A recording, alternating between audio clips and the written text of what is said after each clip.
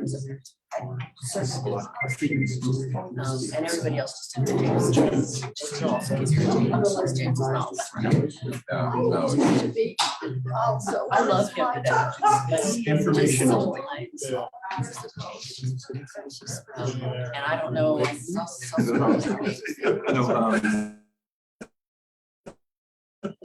Lisa, the Girl Scout approached the mayor about this. They got overwhelming for Janet and Attic, so. I have And, private property, so there's more things they just kind of drop off. Dude, just get angry. Drop out. I was the great. Back when I'm ready. the district was our employee through a, what do you call it? Grant. That's good though. Maybe I haven't afforded. After that grant, he was gone and we didn't keep the space, but. And then he got elected. So he left. He's gonna hear the last one. And it served the rest of the year, but that was especially with my neighborhood stuff, I'm now doing all this other stuff. Awesome t-shirt, Tasha.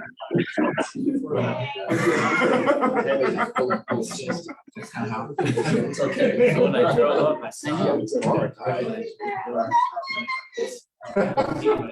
know.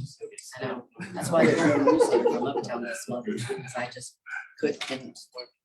I've read all about it. Who's that girl?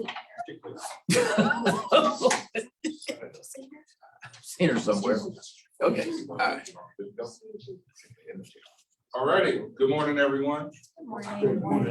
We are starting late. We have some new technology that we are really excited about. Make sure it works right. So new camera, microphones in the ceiling, speakers, all nice new stuff that I've been excited about for a while. I think council approved that back in September, maybe. We just got it. So we're excited about that. Camera looks good. But welcome to the District 1 breakfast.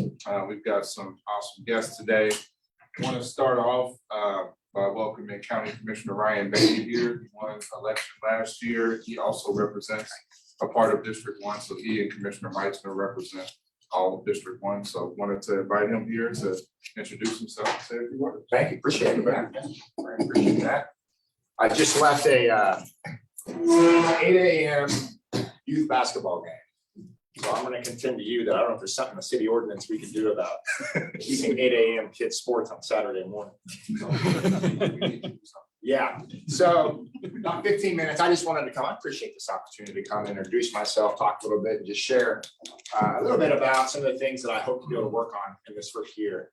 But I'm fourth generation Wichitan. I have an 8-year-old. I also have a 10-year-old and a 6-year-old. My wife's a nurse. But I'm fourth generation here. 25th in Arkansas is where I grew up.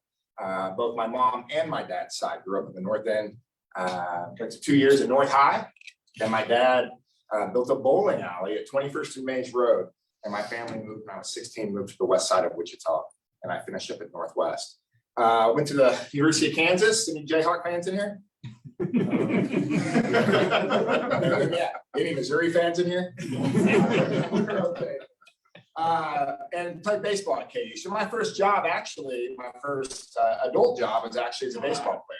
Played at the University of Kansas and played for the Tampa Bay Rays organization until a 97-mile-per-hour fastball hit me right behind my ear, which led to 4 concurrent concussions in about 12-month time period, and I was forced to retire. Yeah, baseball of all sports. It's not usually what happens in baseball, but that was my lot. And then I moved back to Lawrence and went on staff at the Dole Institute of Politics. And I thought I was 24 years old, not married, no girlfriend, no kids. I said, I guess I'll go to law school. I'll try to go to grad school, not sure. And I was going to go to law school at KU, and I was back home for Christmas break here in Wichita, and I met a guy in the mattress business. Now, people all the time ask me, how to get in the mattress business. And a lot of it with many things. Sometimes it's just timing and luck. But when I was 24 years old, I started a company called the Mattress Hub, and we grew it to 26 stores across 3 states. The Mattress Hub blessed us immensely. It's an incredible company. Lots of highs, lots of lows, but I still have Mattress Hub to this day. And most of my employees have been with me for now 15, 16 years. So we've been incredibly blessed. Mattress Hub also allowed me to do other business things. I married into a cattle family of all things. Yeah, the North End kid actually is in the cattle business. My family has 3,500 head of cattle in Ness County. One of the largest Angus cattle ranchers in the state of Kansas. But we also do other things, very much involved in, we got involved in real estate, very much involved in, anybody heard of NIL, name, image, likeness? Anybody heard of this, where college athletes are now monetizing their brands? Well, 2 summers ago in July of 2020, I actually created the first, in 21, I actually created the first NIL collective in the country. And my client is KU basketball. So it's been very, very busy when KU wins the national championship. It's been busy. So I like to advocate for student athletes for fairness and equity. That's something I've been doing here for the last 2 years. So that's on the business side, but really captured my heart about a decade ago was a lot of the nonprofit work that I've been involved with. We've created a couple of nonprofits that do work specifically in foster care. The foster care crisis in this state is something that I don't think is talked about enough. There's 1,300 kids in Sedgwick County in the foster care system. We only have 620 homes. Yet on Friday, I looked at the numbers on Friday, 310 kids from Sedgwick County are now in out-of-county placements. So we're taking kinship placements, taking children, splitting families, and taking them across the state. My personal opinion, and this is just my personal opinion, it's not really county business, but we have a system in the state of Kansas. It's a travesty. It's an immoral system. And I've been working for a decade now to try to reform this system. We also have very involved in transitional housing for people that are coming from our state correctional facilities. So I have a group that has 5 transitional houses throughout Kansas where we provide stable housing, we provide life skills trainings and job training, something that we've been doing for a decade now. I'm also very involved in the public schools. We have a nonprofit called Love Schools, where we pair the business community, the nonprofit community, and the faith community to our schools for support for teachers and kids. So the nonprofit community is really what's kind of shaped my heart the last 10 years. And then I also did ministry. For 12 years, I was in pastoral ministry at a church out on West Kellogg called Family Church. I did that for 12 years. And then now I'm involved in a church plant in Robinson Middle School called Redeemer, a multi-ethnic church plant called Redeemer Church. So ministry also was a big part of me. All these things, business, sports, nonprofit ministry are things that have shaped me, molded me, and really helped prepare me for what I hope to be 4 years of just serving this community in a bigger capacity. So if you give me 5 more minutes, I'll tell you a few things that I really want to try to work on this first 4 years in particular. What I've been contending for the last year in the conversations in rooms just like this, hundreds of conversations is about the health of this community. And I've really narrowed it down to 4 things that I'd like to really focus on, just 4. Many things we're going to talk about, many things we're going to work on, but just 4 things in particular that I've focused on. The first is the health of county government. Now, Councilman Johnson will tell you he's an expert in this space, but county government and city government are very unique. They're not the same thing. There's 46 departments in county government. I think City of Wichita has 16 or 17 departments. It's under 20, correct? I'm not an expert in city politics, but 46 in county government. We have elected officials in county government, the sheriff, the DA, the county clerk, register of deeds, treasurer, that's all under the umbrella of county government. We have appointed positions like the clerk and the election commissioner. It's a different thing. We do public safety, we do public health, we do public works, just like city government does, but it's a unique form of county government. And what I've contended for the last year is that our county government is out of bandwidth. Our county government is in a position where we're not able to focus on our core functionality, and for a variety of reasons. And the result of that is we haven't been able to perform good government service. I'll give you some examples. Anybody remember the EMS crisis from a couple of years ago? We lost 1/3 of our EMS workforce over a period of 18 months, 1/3. Response times in the country on average were 8 minutes. In Sedgwick County, in some parts of Sedgwick County, we were looking at 24, 25-minute response times, legitimately putting people's lives in danger. That's just EMS.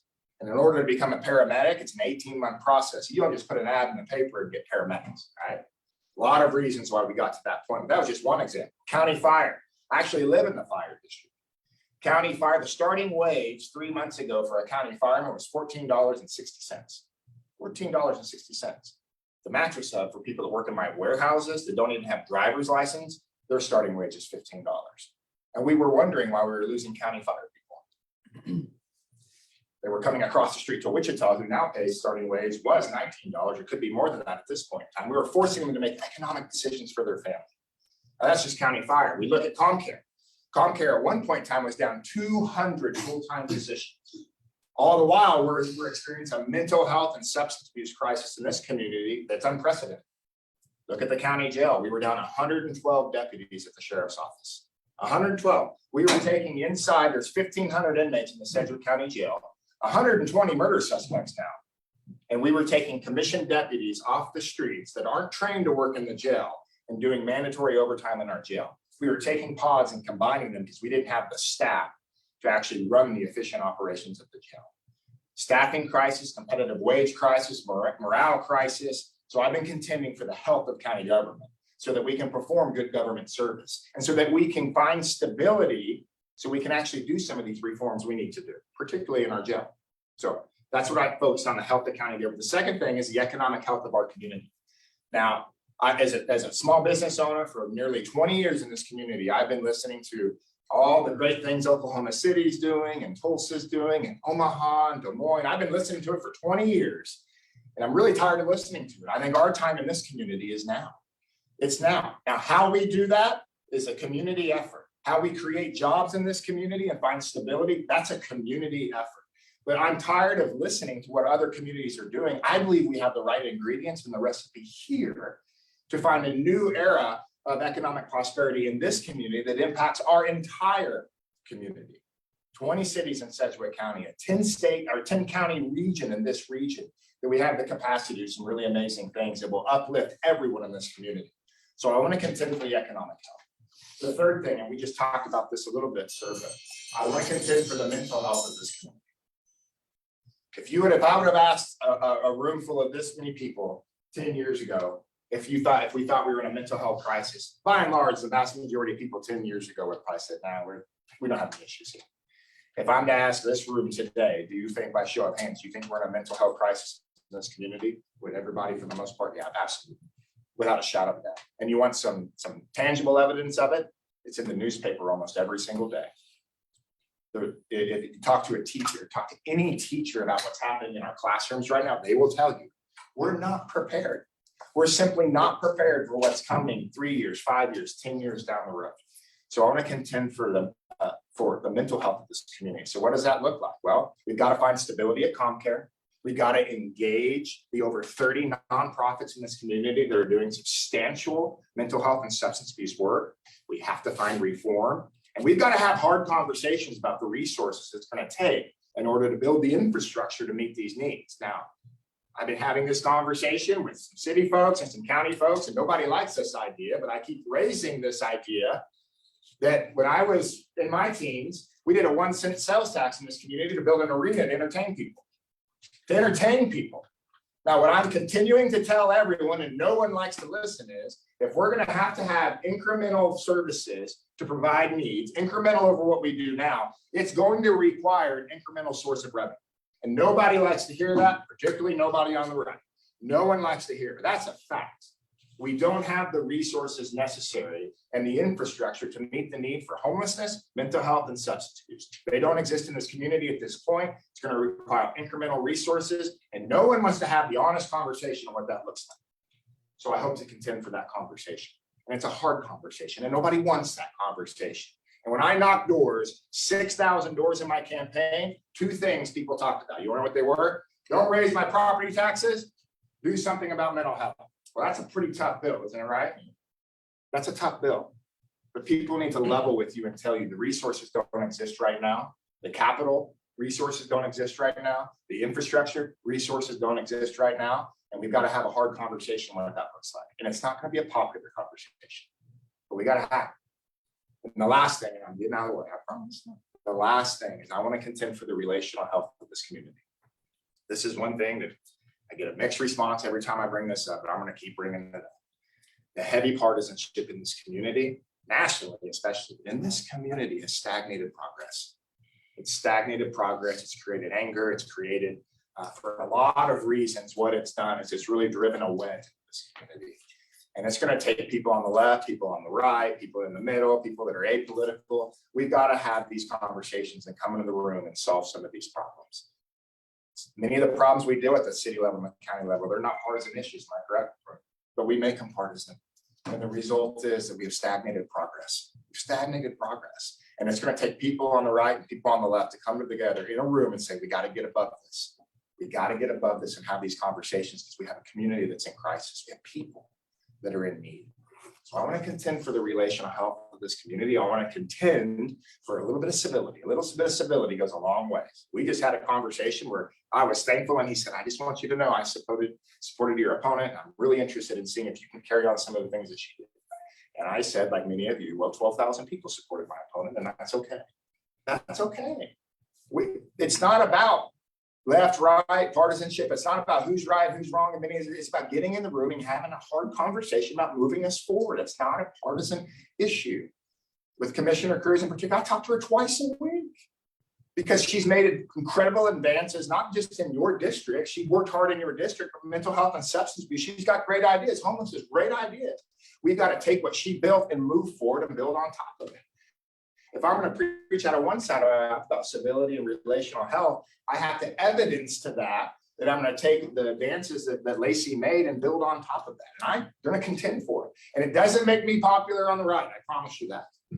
But it's the right thing to do.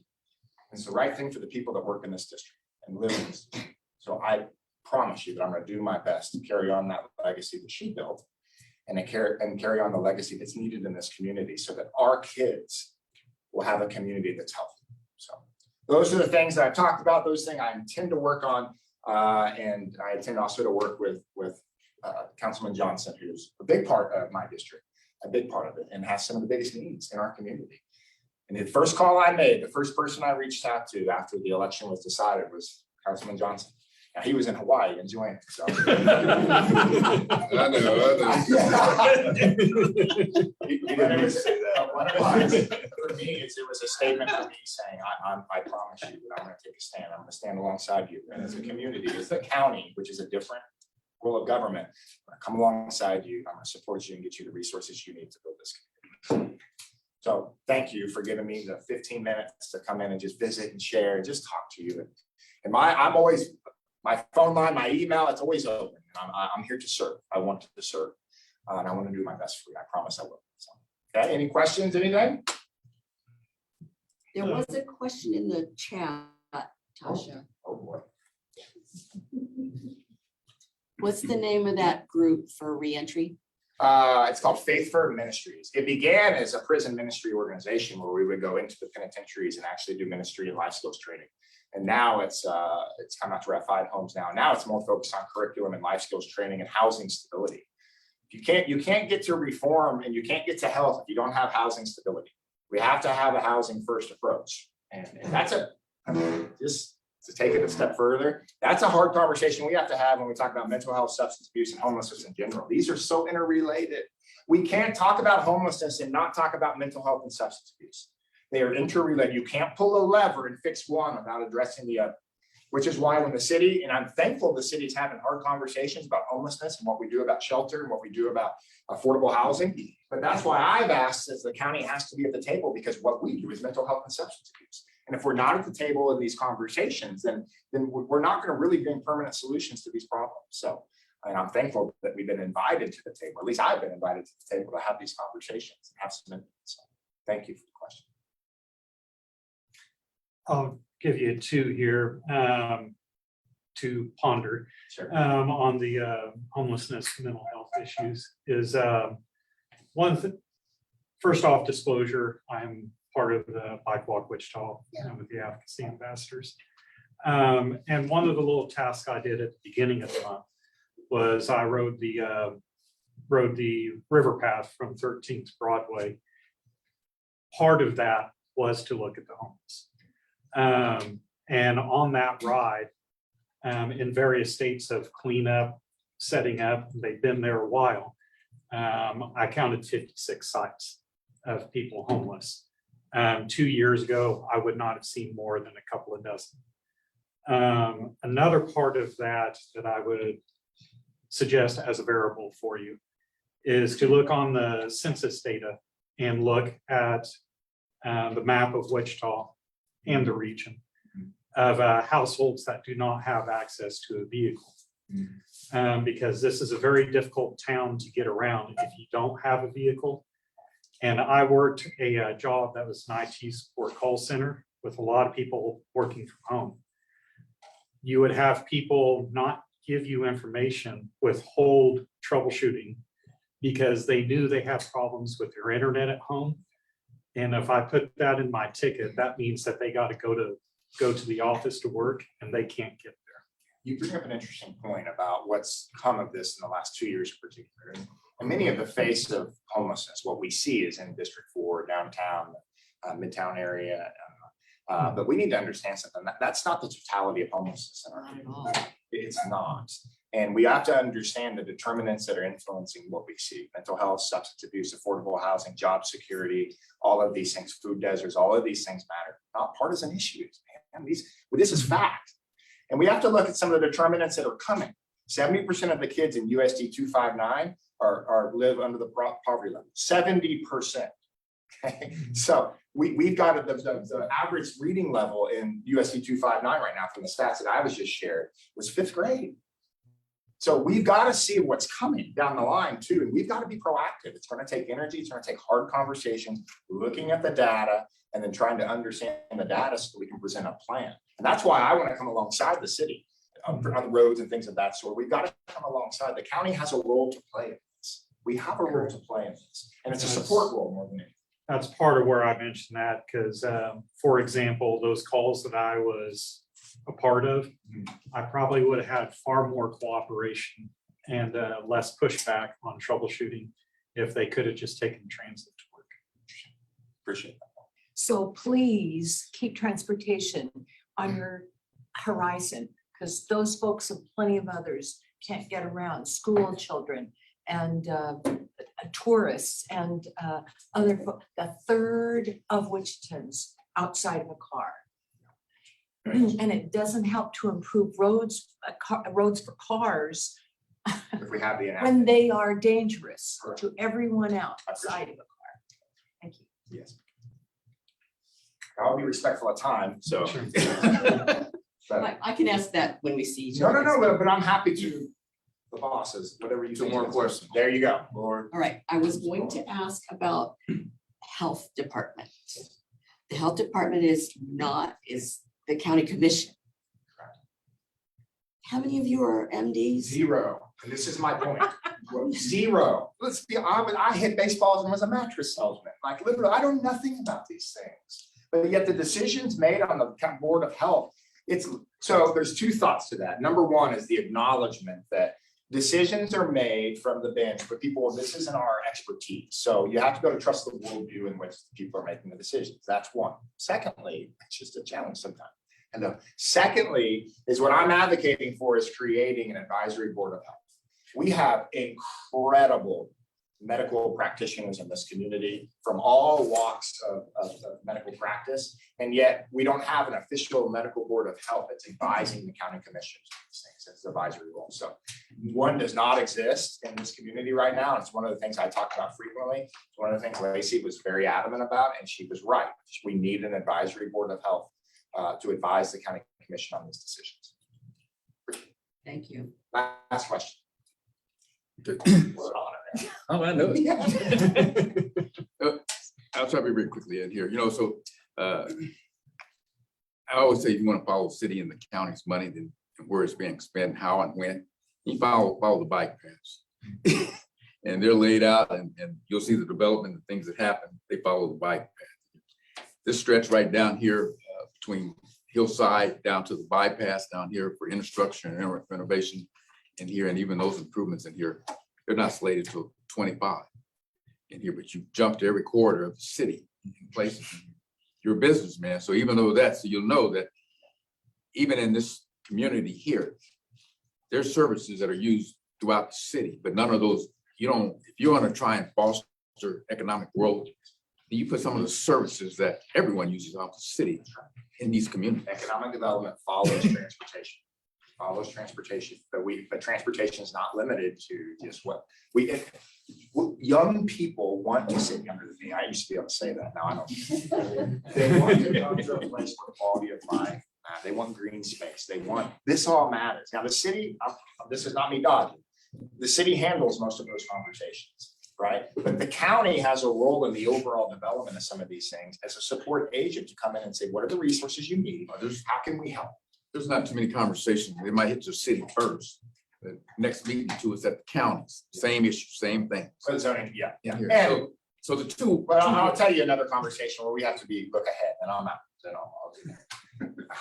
But some of these things is 82% of the people that live in Sedgwick County right now live in the cities. All right, but the fastest growing sections of Sedgwick County are not in the city, which Mays, Valley Center, Park City, Goddard, Derby.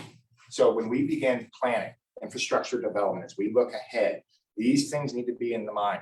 Rezoning requests, all of these things as we're developing all the areas of Sedgwick County. We need to keep these things in mind. Well, you should. You're talking about mental health, that ties in economics as well. That puts a strain on. That's the your one, thank you. So That's the one thing nobody likes to talk about. Economic health is also part of community health and mental health. So ways to facilitate a lot of that, put the services into communities that house. You got a whole community here that we have to go out of the community to get any of those resources and things we have to do. But if you put those things that your people throughout the county, everybody else has to use just as well. You bring all the other features they need, businesses around them to support them when they come, jobs, everything else. But you need to put some of these in this community as well. I appreciate that. Thank you. I appreciate it. I look forward to working.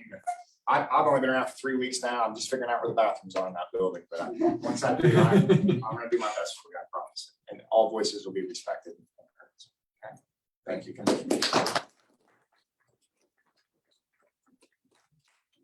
Commissioner Beatty is also looking for members for his county advisory board. So if you're interested, please get with him. Your card. Yeah. I can't recommend Mr. Barnes. I'm writing your name out here. Carl Beatty. Well, again, I appreciate Commissioner Beatty being here this morning. And although I was his first phone call, we had talked before he won an election about working together. He's kept his word on that. He made the call. He wants to sit down. He wants to get to work. So I appreciate that as well. And even November 5th was before the election. So we had the meeting about the contamination, and candidate Beatty was there as well, trying to make sure he was informed on the issues impacting us. So again, I appreciate that. So our next two speakers, I know they were back there paper, rock, scissoring. We voted to give Commissioner our time.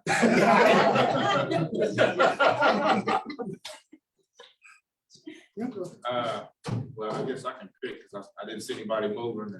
Take your tag team if you don't mind.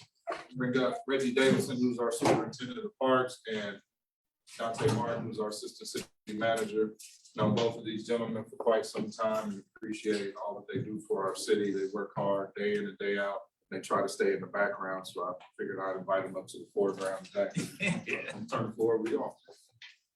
Thanks, we didn't come prepared with a particular presentation or anything. Just wanted to have some dialogue to kind of share some of the things that we're doing in the community and how we want to continue to engage and establish partnership with what programs and services that we're offering.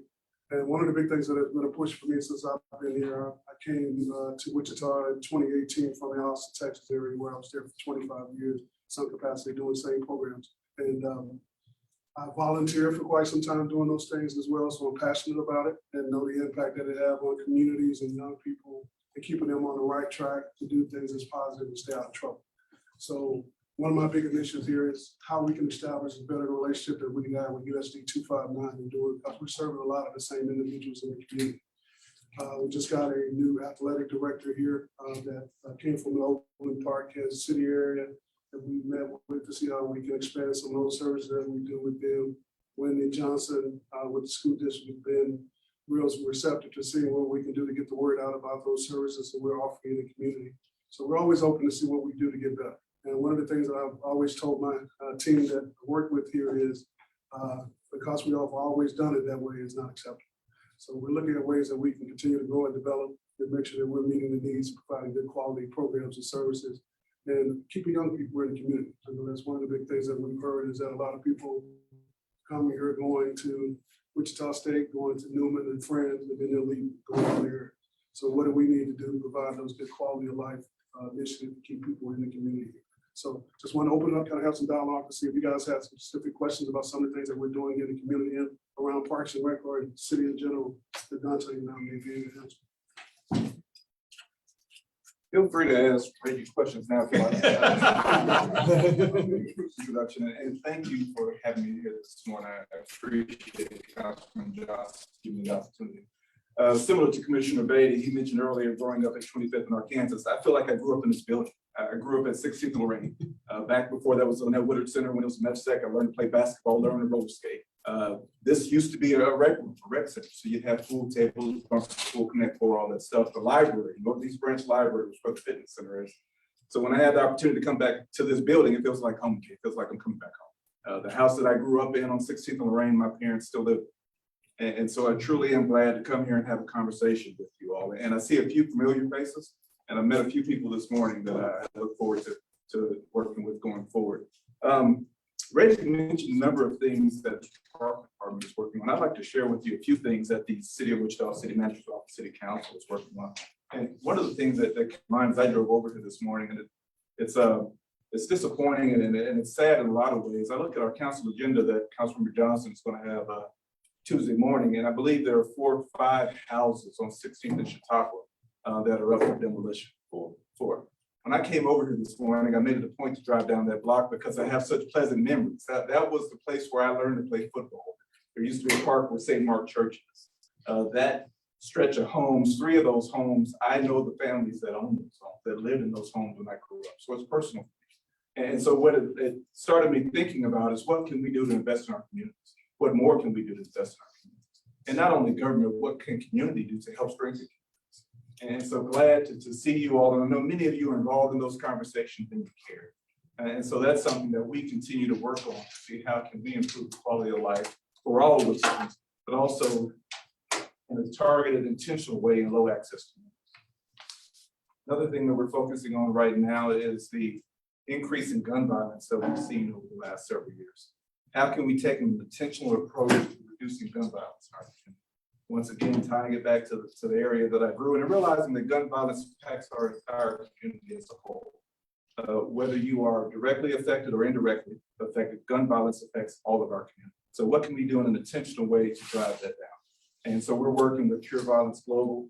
City Council was willing to support a project that we're going to bring in an evidence-based approach to reducing violence in our community. And so I'm excited to see that work develop and go forward, and you'll hear more about that in the months to come. One of the other things that Councilman Johnson, Mayor, City Council had actively supported is a healthy corner store initiative. How can we improve access to healthy foods, specifically or especially in low access communities, but also around our city as a whole?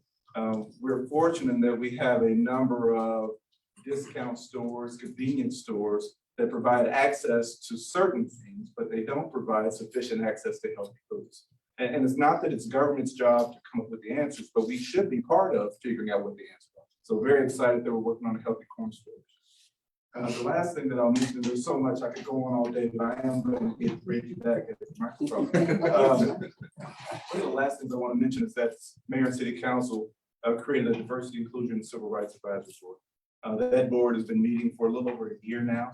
It presented its work plan, its strategic work plan to the Mayor and City Council a couple of weeks ago. Why do I bring that up? As I hear Commissioner Beatty talk about his focus, as I hear each of you talk about areas of concern to you, and specifically Mr. Barnes talked about transportation and access and looking at different communities. That's part of that work plan is how do we engage you all in conversations and decisions that affect your communities, wherever you live in this community. And so when we talk about diversity and equity and inclusion, there's a connection for each of us to that. It could be the diversity piece, it could be the equity piece, but it should always be the inclusion piece. How do we include you in the conversations and decisions that matter to you all that affect your community? So with that being said, I'll stand for any questions regarding what we do as a city, and I'll share with you as much as I can. One thing I may have failed to mention, I've been with the city 23 years in a couple of weeks. I started the city working in a neighborhood assistant job very similar to what Tasha does. And for me, I very much looked at it as being a job. I was fresh out of law school, I had student loans, I needed a job.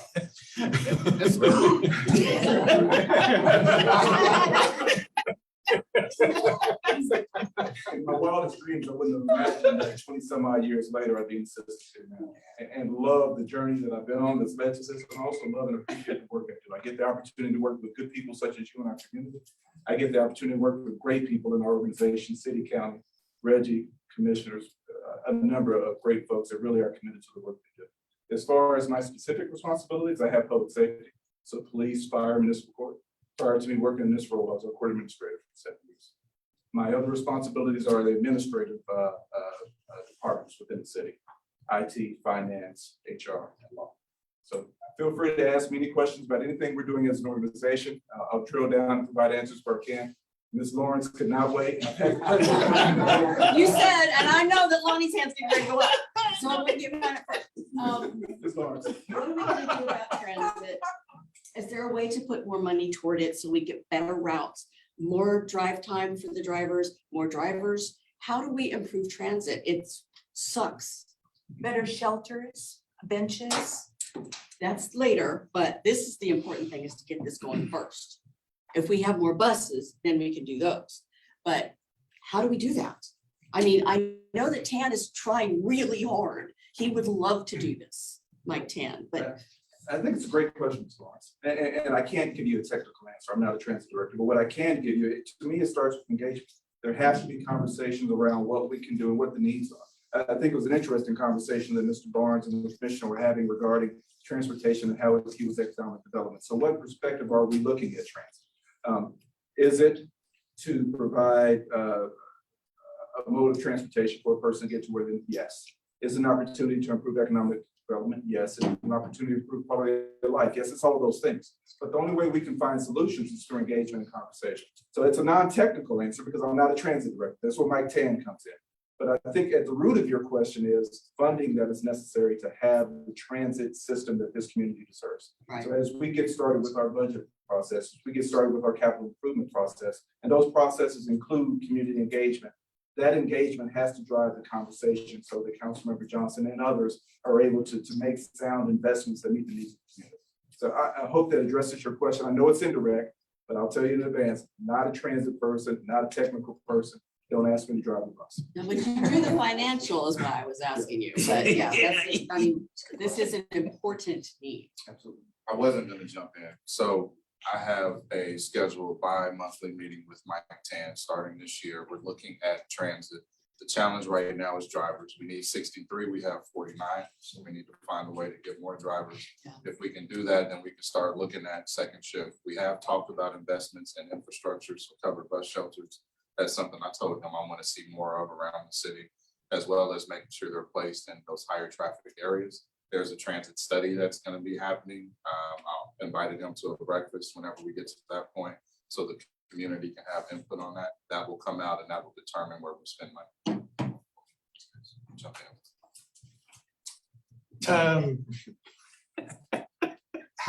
I guess the starting point would be, have you ever heard of Urban 3 financial analysis? Urban 3 as a contract? Yes, that's to you. I have not. Tell me more. Okay, so the basic business philosophy of Urban 3 is they'll look into your financial data on a block by block basis throughout the city. And they'll analyze how much of that, you know, for this block, how much revenue is that block creating for the city, and how much money are you spending to that city for the city. So let's say, for example, Beat 1 services 1,000 people over 1 square mile. Beat 2 serves 1,000 people over 3 square miles. What's the economic impact of that as far as providing EMS service and water pipes, for example? They're not the only company that does that. But the basic idea of that I would find interesting because past examples, that Urban 3 has as shown is what most people often think as the economic drivers in their city versus the blighted and the poor areas. When you look at that return on investment, block by block, a lot of times it's flipped. Interesting now, and we happen to have a couple of finance folks in the room, and I told them I wouldn't call them, and I'm not. Point him out. That when we get back to work on Monday, we can have some conversations, but what I think I hear you say, regardless of tool, is equity. And so it's looking at how. Equity is a huge part of Equity is a that. huge part of it, how we invest in different parts of our community, and also how we look at different parts of our community and the overall impact it could have on the community in terms of finances, is what at the root of what I'm hearing you say. Well, it's additional to that because some parts of the city contribute considerably more in tax revenue than big box stores that take up so much room. Urban 3 is brilliant and counterintuitive and important. So Thank you for sharing that. I guess for a very specific example is if you look at that ratio between what income are you bringing versus what resources are you spending, it'd be very interesting to me to compare to, for example, say Nomar to New Market Square.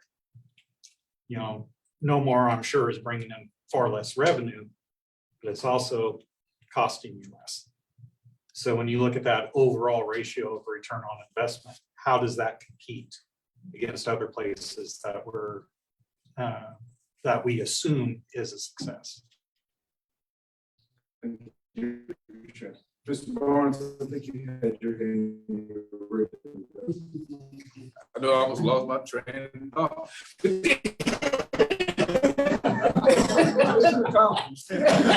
All right, we bounce around here.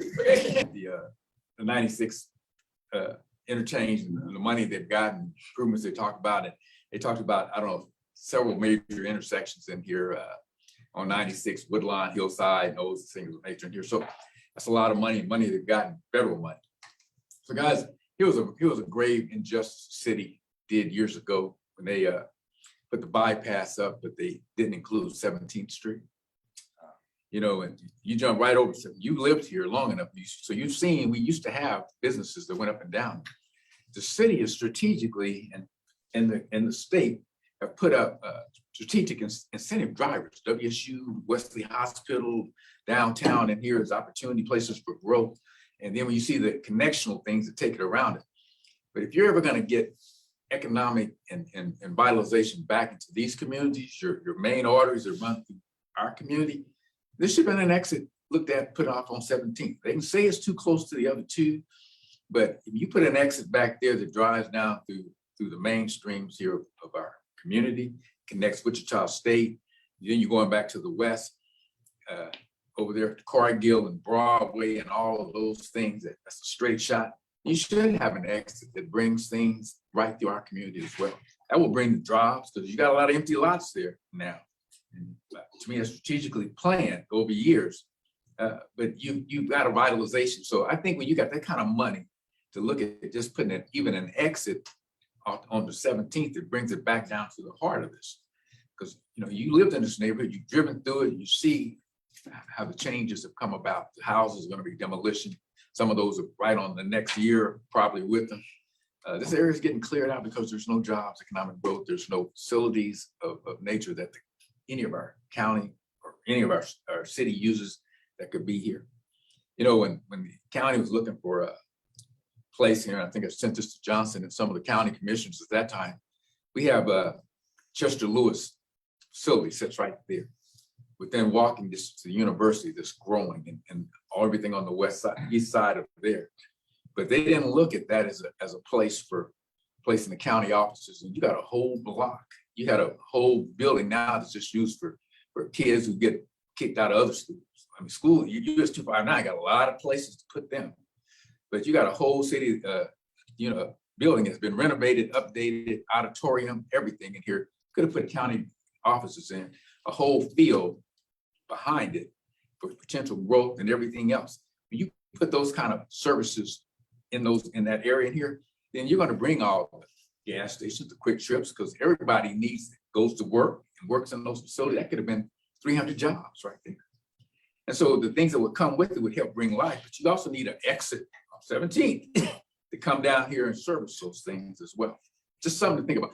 And the last thing for you is you need to do more of what Mr. Johnson doing. If you want to communicate and have us at the table, then you need to be our messenger. So you need to hold meetings kind of regularly here, that you come down here and meet with us and hear some of these community leaders and shake them up a little bit. You got to shake them a little bit, but you need to be able to take our message back and what's going on there as well. Because most time when things happen here, we only hear about it after it's been put in place. Appreciate that response. Thank you. I have a park. So I love Parks and Rec. I try to take a class every single session. And so and I try to take one at every single rec. So I have 2 left to take. I haven't gone to, but so I've been doing this at least 17 years. And so what I found, so my kids are somewhat grown, not wanting to hang out with me as much, but I would highly suggest like a family class. So what I did last March was I signed us all up for a sewing class, and it was for my birthday. So they all had to come, and their boyfriend and girlfriends all had to come, and we had the best time. But I've also had to lie about their ages before. So to get them into a class, so we could do it together, you know, because my son is an excellent cook. So he's like, because he started at Little Chefs, like he literally started at 3 years old in the parks. So like he is totally beyond. Anyways, I've had to lie about their ages. So if you have an option for like more like a family option, which I think I might have even seen, but and then the other part was we really lost when the kids went into middle school. We lost that option for kind of fun sports because they aged out of the Y. We did the basketball clinics with the rec, we did, but they had to go into more competitive options, and we refused. We refused to do more than 2 practices a week. We refused to travel.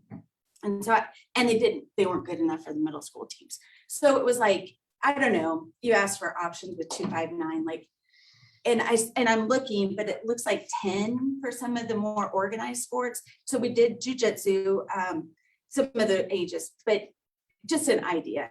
So those are my 2. It was good to hear that, because one of the things that we've done, and I know Councilman Johnson and Dante is familiar with as well. When I first got here, the first challenge that I got was, how do we combine everything together and to see what services are available across the city as a whole, so we can have a one-stop shop to data access services that we have. So we implemented what's called the Evolve catalog that we have now, that shows all the services through Parks and Rec, City Arts, and the library in one location. So we have a single point of access to be able to log in and access services that are available across all 3 of those different departments. And we also implemented surveys after each of our classes. We were doing it before, we were doing it quarterly or either annually. So we're not really getting an opportunity to see what people want to see change and how we can implement the service. So it's good to hear that someone to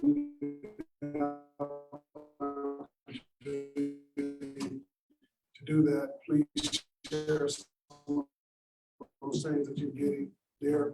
Is that we have a really big, there's a lot of people that want to play tackle football. So we work with the NFL to start NFL splits, and last season we had 300 that were participating, 500 that's going to participate this year. So we're looking at ways that we can continue to keep those young people involved, as well as working with the school district to see how we can bridge the gap from when they're leaving from our programs and going to the school districts. All right, Reggie, you're up. Reggie, and so I'm just gonna piggyback, you know, and I always come back here to our park down here, it's McAdams Park. I gotta go 13th, or I gotta go to somewhere else to get to the park a lot of times, if I'm not just coming out of my neighborhood or purposely going to there. So an exit, you ought to be telling him, I need an exit to this park. I get it, keeping kids busy and athletics, and recreation, you know, and we go all through the city. Every empty lot, you got somebody's football team, little league practicing on that. Every church try to add on a gymnasium or some other stuff of this nature. But if you're gonna really put some money focus here, put that exit there. And that park there, instead of just upgrading the athletics, a couple of meeting rooms in here, make it a real facility in here. You ain't got a lot of room to go out, but you can go up in here, and you're in the heart of most of the things that will be happening. You're right down the street from Cargill, you're right down the street from Wichita State. That should be a location and a partnership between education and athletics. Shows them a bridge here. You need to be that spot down there. You gotta put a light down there. We got enough places for recreation, enough wires and everything else in here, but thing that ties it all together and can get them off the bypass to it. Talk, put your voice with the 17th Street exit, and let's make that a real facility at McAdams. And we put education in that. It's Okay. good that you said that. One of the things that's working out, thanks to a lot of support that we got from Councilman Johnson, we're in the process of doing a renovation and add-on to McAdams Park, which is Brewer Community Center now, which was renamed. So we have roughly about 10,000 square feet that's there at the existing building, and it's over 38,000 square feet. Are you going up to? We're going out. We're not Go up going to, go up. and that's the biggest part of the footprint that we have there, to be able to go a little bit further south and build in that area there. So that's part of what we're doing. And as we're doing that, we're looking at ways that we can engage the community as well. Part of that, we're going to do commercial kitchen space there, and so that upstart businesses that are looking for space today to do services there on site, they can use that as an incubator to do some of those things. Working with the school district with their culinary arts program, and do some of those things there as well. As well as we're doing community space where people can actually go in and host meetings and things that are there. So it's going to be a really big footprint there. And one of the things that we try to pride ourselves on, Councilman Johnson and Councilman Hoheisel mentioned earlier about the food deserts and some of the things that we're doing to try to make sure that we meet the need of the community. It's been about a year or so ago now, partnering with the Salvation Army, the Kansas Food Bank, and United Way, where we started offering our community centers as pickup locations where people can actually get food at those spaces where there aren't restaurants to get fresh food in the community. So we have it at Fairmont here in the community. We also have it down south of Coleman, and also at Hyde Park area in kind of central downtown area also. And from that, we go into doing some additional things with the school district, with the meal programs that we're doing at those sites. Also backpack drives that we've done to help those individuals who couldn't afford to do it. And those are all services that we were able to use existing partnerships in the community where it doesn't cost the city any money, and we're meeting the need of the community. So we're looking at ways that we can always expand and provide services outside of this parks and swim and gym. So just a couple more thoughts. That here, I understand you're trying to expand and go out. You only got a footprint, limited footprint of space. It's already hard enough to get parking down there as it is. So you're taking up more space in here for parking, even though you're adding more activities and stuff. So consider the idea of actually expanding, going up several levels, maybe even 3 stories here to this part where you can put some of those services in there and buy it. And maybe, on that one of those first floors, instead of doing pop-up markets in here, put a real store in here where people can actually come and shop. When they come and shop, then they'll see what all your facility offers and those things that happen here. You got to create an anchor or a hub in here where people have a need besides just coming there for that, of all the services that you can provide and they can use within their community. So consider going up instead of all this out, okay? And consider enabling folks to be able to get to those centers without a car, that there are painted crosswalks to schools. I understand that there's a budget this year to paint crosswalks, but I haven't seen them yet. 17th Street has bike lanes on it already. And Yeah, bike crosswalk. lanes, that's great. And a brick For crosswalk kids. with a baseball bat in the middle of it. And Reggie. So thank you. It is, I'm thinking of Clap Park, which is a fabulous green space, and there are no crosswalks to get to it, or to the library just to the west of Clap Park.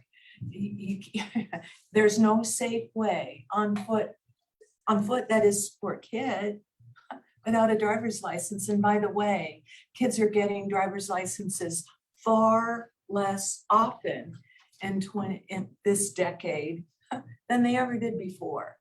I asked one of my 17-year-old grandsons if he was getting ready to drive, if he had his driver's license, and he said, He looked around and said, does this look like any fun? And he will eventually. His dad will pressure him. But frankly, there are plenty of people who can't drive, don't want to drive, don't have gas money.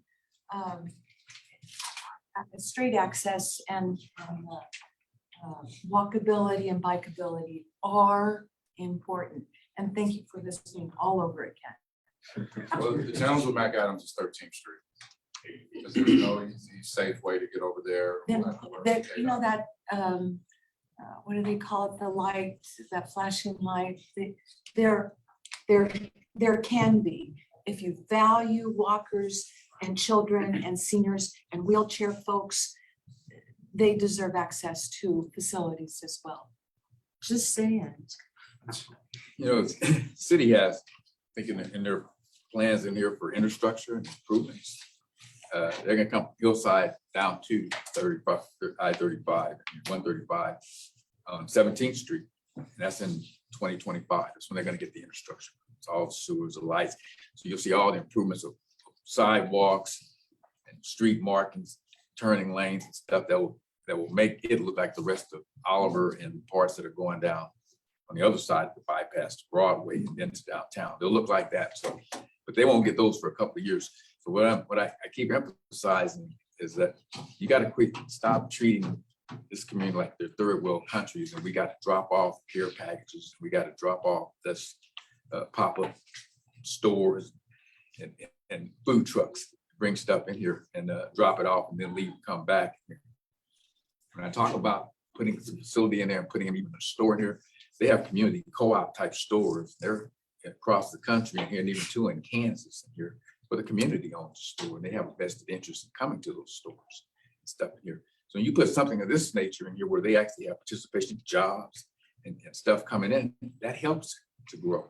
So we should invest in and save a lot and Save a lot, it should have been saved. But here's what I'm but saying, here's- we need to take some initiative too to take care of our own neighborhood. So this is the other Save a part. Lot was a bad business model. They closed 300 stores across the country. It wasn't us. They've admitted that. We supported Save a Lot. Okay. well, So just when you own something, it's better than you leasing the car and the leasing company tells you, well, hey, we through leasing. in I'm this just saying, we city. sit here talking about our neighborhoods, we dilapidate our homes, we the one that does that. So we're not taking care of what we need to. And I'm not disagreeing with you here. We gotta own our part, definitely own our part. And when you said you grew up in this community here, most of the homes and places where you live, these were homeowners. These were Right. homeowners. Now, 80% of the neighborhoods that surround this area here. So we let it go, though. 70, 80% in here. We let it go though. Why did we let it go? That's the question you should be asking. Mindset, So what's our mindset. mindset? How do we think? We're thinking about a $200 pair of shoes instead of going buy some land. And so part of that's the education and things you put in there. When I see all of these empty lots, fields, you see athletics, that's most people see their way out. It's through athletics and stuff. But you're setting within less than a mile from a major institution to set in the heart of your thing, but we don't cross the street to go get the education or other things. All the businesses and companies that are on there that are bringing jobs and future to the things, you ask the community what's over there, they got a little clue. And the university's doing a little to acknowledge them. So it has to be pressure on us, every church, every neighborhood association. All right, I And get you. our neighborhood association, we got to do more than our biggest plan is put on a neighborhood cleanup. We got to figure out a agree with way, that. we got to figure out a way, how do we get our kids across there? And until we start having them conversations with neighborhood boards and members and WIN and all those, how do we unite? Because we're going to be the ones that support them. How do we do that? So we got to own our part. Let's put a pin in this one. We got present. Lynn, you have a All question? right, I'm sorry. Yeah, what are your major projects this year in the park board? Are we doing something at CLAP? Now that Boston's not a school, are you improving that? You've talked about Brewer Center. Are you doing something in Claude Lamb Park to support the Bleckley drainage? Well, yes, as part of all of our capital improvement dollars that we actually do there, CLAP is part of the master plan that we have funding there to make some improvements there in that area for access and services that we're providing there. Austin Park is on the CIP list, and we're doing some improvements there on site as well. And that's another one of the locations that we're looking at for incubating for having some of the small food companies here, that's catering companies use that space as well. Kind of like creating businesses that are there that they can use in the community. So for a number of years, we had WSU Tech in Butler that was there on site using those services. Now they're out. And we're looking at other ways to actually work with community business to actually do it. So as we move forward, we're going through our CIP process right now, looking at what things that we're putting on the priority list that we have going out for the next 10 years. And we do have some of those things. He just looked at me because you're making this case. So when we start our CIP process, we ask departments to present projects and to rate those projects in a number of ways. We want to maintain our infrastructure, what we have. We want to invest in communities. And so Parks is asked to prioritize this work. And so he's going to come hit me up for some money here in about 2 months. And he's going to remember this meeting. What are your accomplishments going to be at the end of the year? So especially I'm concerned about Claude Lamb. So I'm going to defer somewhat to the way we're structured in the park department. I'm in the recreation district. So a lot of the programs that are happening inside with our facilities, our programming activities that we have directly that I manage, and we have a park superintendent that does a lot of the projects that are related to the parks and outdoors. So he handles a lot of those things. So I don't want to give you information that's not accurate, but I can follow up and get that information to you, give specifics. On the recreation side, one of the big things that we're working on now is the brewery project. I'm going to put Ms. Janet on the spot here as well, so I reached out to her. I'm ready. You ready while I'm here. Yeah, so one of the process that you mentioned, we want to engage the community in this. So we're finding community members that are being involved with what that looks like, how we move forward with it. Then we're establishing a panel or community representation to give some feedback on what our final project is going to look like. And you mentioned about some of the ball fields and things that you see a lot of those in the community. I'm a product of that myself. So I grew up in Tuscaloosa, Alabama, a small town there. Dad had a 5th grade education. My mom had a 12th grade education. My way to college was sports. And that's where I used to get an opportunity to get an education. So those young people that are out there, I encourage them to get involved in sports. That's their way to get across the street to friends or Newman or somewhere else in the community. And we're trying to bridge that gap as well. We work a lot with Will Polite that's in the school district on how we can give people access to how they can get into college, the ways there to actually get those funding and things that we have that's available for them. Also with Friends University, we start hosting our youth football championship game there on site. A lot of those young people, like you said, right here in the community, never been on campus. So it's an opportunity for them to actually interact with the athletic directors, meet some of the players that are on site. And it seems that there is a path for them to actually use education, get an education through potentially playing sports, but that's not the only. No, I get it. You know, you say you're a product of those things that you're most of our parents, so they all want it better for their kids in here. You got tons of them out here now. They will line up and tailgate around every park, let their 6-year-old get out there and put a helmet and pads on in here. And so this is what I say, and I challenge your group. You know, I always say sometimes the smarter, the more educated and smarter we get, the dumber we get here. So you have been exposed to college and educational opportunities that are out there besides athletics. Athletics will always be there.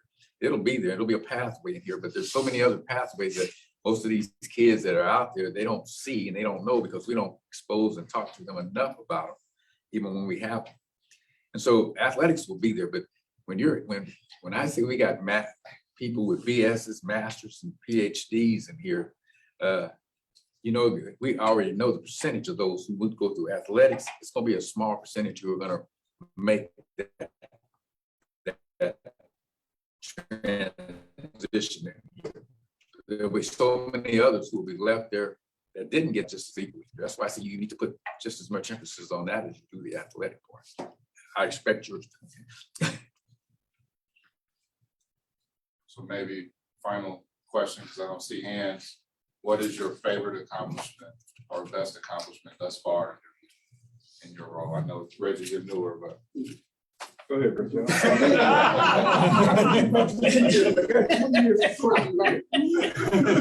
He's coming back here. Probably the biggest thing for me when I came in here in 2018 my first council meeting that I came to was saving the pool over at the park here at McAdams Park. And I think the biggest accomplishment I would say that I've been here is having representation. When I first got here, I went to a conference that was for executive leadership for the state of Kansas and the state of Missouri. I was the only person that looked like me from 2 states. And that was shocking for me coming from where I was. So that's one of the things that I've worked on, both on the state level and here. How do we get representation to the table, get people that look like the communities that we're serving? And part of that is through things that we're doing with the diversity inclusion initiatives that we're doing. A lot of those things started with some of those things that we're doing in the parks. So I think that's probably one of my biggest accomplishments or things I'm more proud of, is looking at how we get better representation across all. So let me start. Tasha promised me this is gonna be a conversation. I didn't have to prepare anything. Only Mr. Barnes in the room.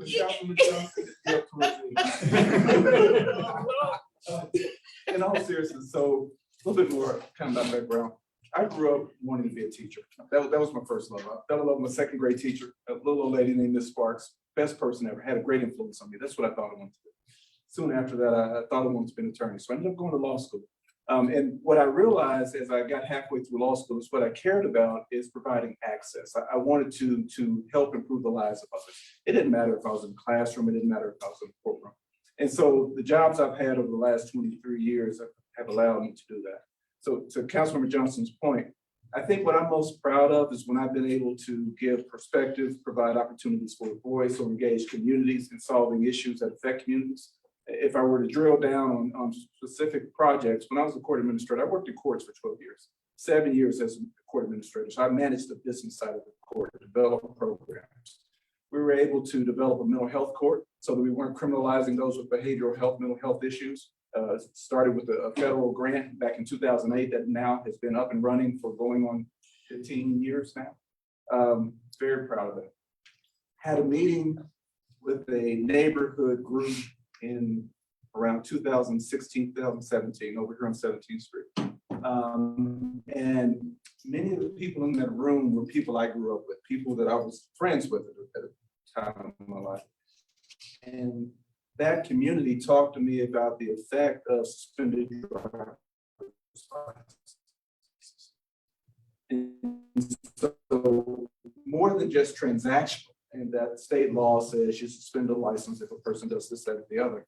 But people that I grew up with, that I consider friends, how this may get in the way of them caring for their families, going to work, and me very proud of, and I'll always be proud of. And then lastly, and goes back to giving voice, Councilman Johnson may have been in the same meeting, engaged in a meeting with the Wichita Police Department about how the gang list affects communities. And that hit home for me because, to your point, Mr. Barnes, where I grew up, 2 blocks from there, our chief municipal court judge grew up. Her brother now is a cybersecurity expert operating on an international scale. Our friends in that same neighborhood, many of them went on to be gang members, unfortunately. And so I asked myself the question, why? And some of it, you have to take responsibility. They have to take responsibility for the process. But also, it gave me an opportunity to give voice and give perspective that if I look back to my kindergarten class, no one stood up and said, I want to be a gang member. So something happened along the way. And part of what I'm most proud of is that I was able to give voice to that perspective, and that how can we not write these folks off, but how can we reach them in a way that improves their quality of life and ultimately improves the quality of life of our community. So it's those sorts of things that it's why I do this work. Hopefully that answers your question. All right, thank you guys for being here this morning.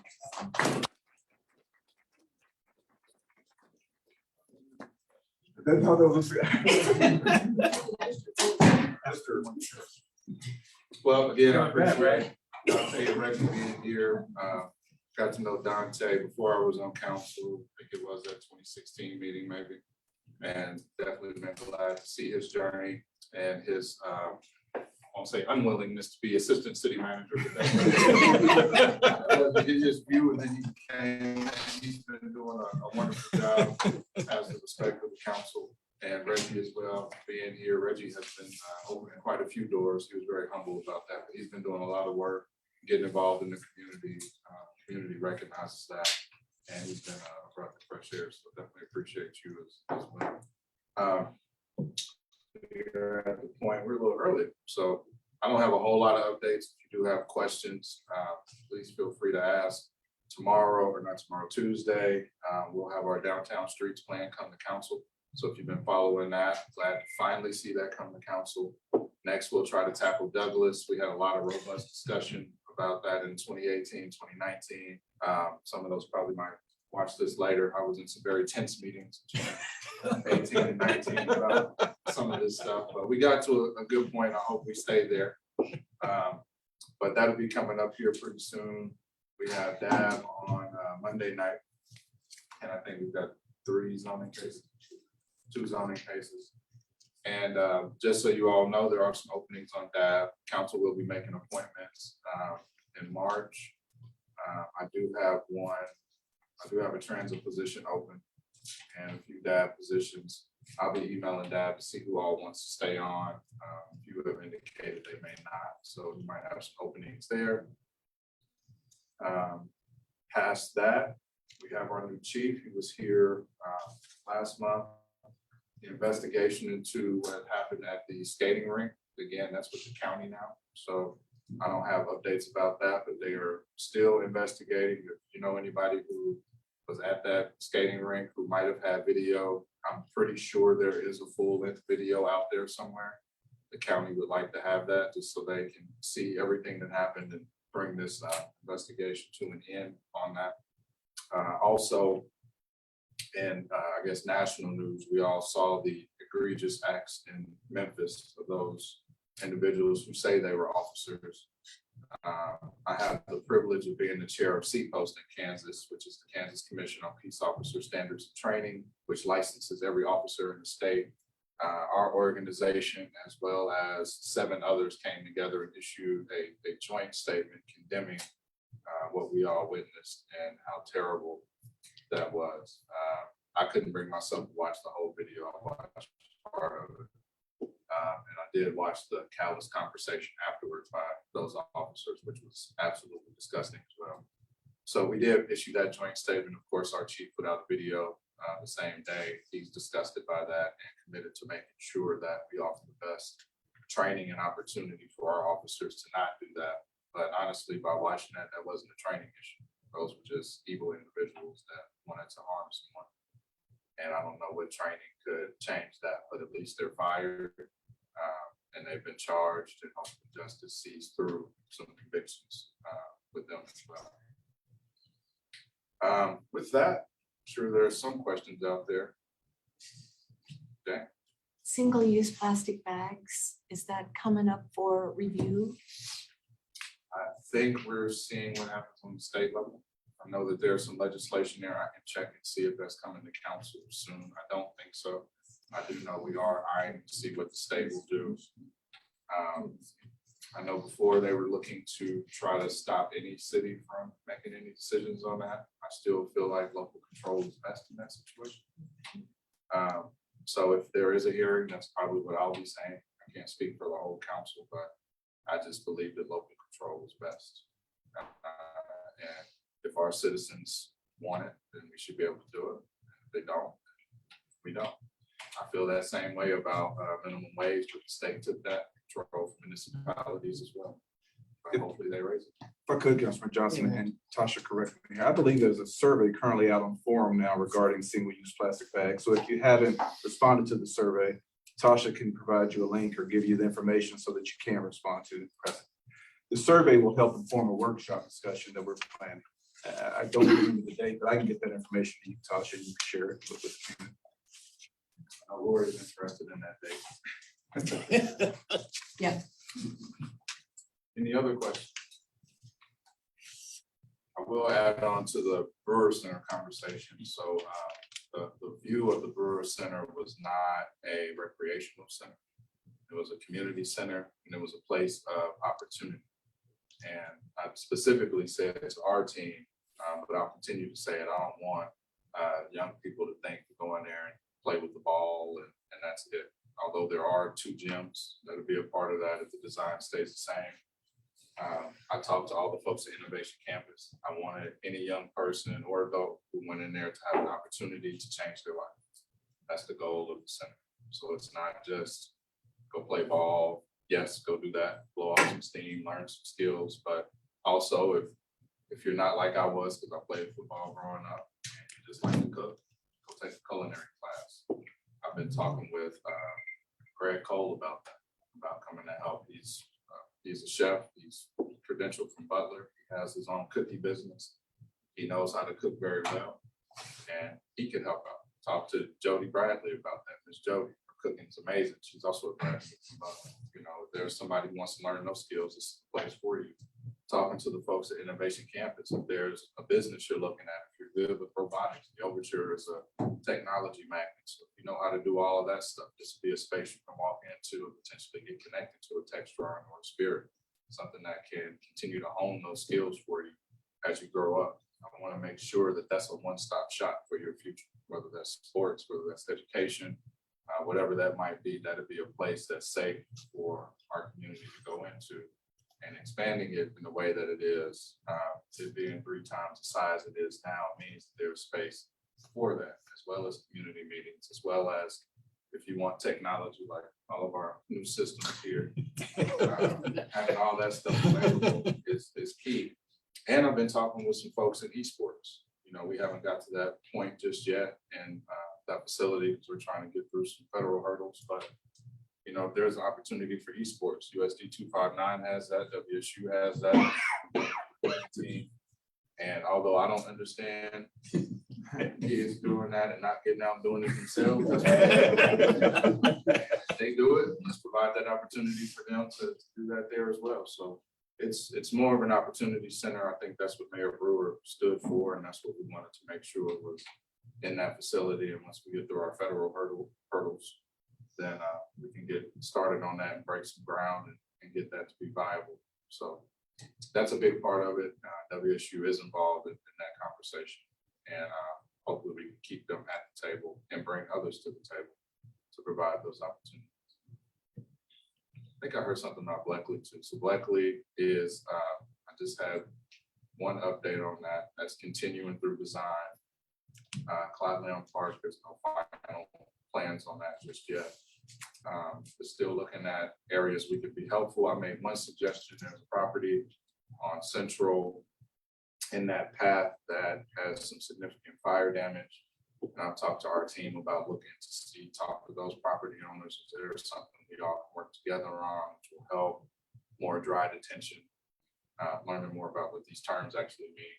So I know they're going to look at that, but they're evaluating the whole site, seeing how we can speed that process up. You know, it's been long enough that people have been suffering with all the flooding, and hopefully we can get that done pretty soon as well. So I just got that update, but they're not at a design phase yet to really start engaging the public. But I have let them know Clyde Lamb Park is very important to Lambsdale and all the folks around there, and they're taking that to heart as well. Just one I wanted to publicly acknowledge for was between K96 and 2nd Street, up until now, particularly going east of 135, for bike, scooter access, anybody going under 35 miles an hour, there was no east or west route beyond the Red Bud Trail for people to take. And I may be going back to WSU soon here. So thank you for introducing the topic of protected lanes on 17th Street. Even for me coming from Riverside, that makes getting a WSU a whole lot easier. And I'm going there by bike by choice. There's a lot of people that they're not going there by choice. That's what they have. So that does represent an important improvement for a stretch that really needed it. Yeah, I believe and protect the bike lanes, even before I met members of the bike club. For instance, when I would ride my bike on the street, somebody's going past me at 40. There was something there that you bump before you bump. That was a huge gap. Yeah, it's really expensive. You know, I've been talking with Public Works about different options, not a continuous curve, that'd be expensive, but you know, anytime I travel to different cities, especially when we go to DC, you've got those broken curves, but you know, there's a gap of 3 or 4 feet. Still, if you nudge it the wrong way, you might definitely go back over. But I think something like that just reminds people there's a bike lane there to keep an eye out. It's key. We just have to find a way to work some of that in. Continue to see if there's ways we can put that, not just those little plastic protectors, because that run that over. Sure. See you thinking. I am, I know it. Circle back around if I lose my thoughts. I like what you were saying, things that are trying to come into McAdams facility when it, Carl Brewer's facility when it comes in here. And I think those are excellent things, particularly when I think about, we talk about culinary school we just put downtown. I know it's down there in most of our communities, like some places are just like, we don't go there, we can't afford to go there, just the mindset. You know, I think you were speaking of Greg and talking to him about coming on board. If he does have his thing with Butler, I think that'd be a great thing. And even partnershiping with Wichita State, they can do some things of nature to help, even with the students coming over here doing some things in that facility, working with kids, families, and I think that would be a great thing, partnership with those. So I think those are really good things. Then I lost my train of thought.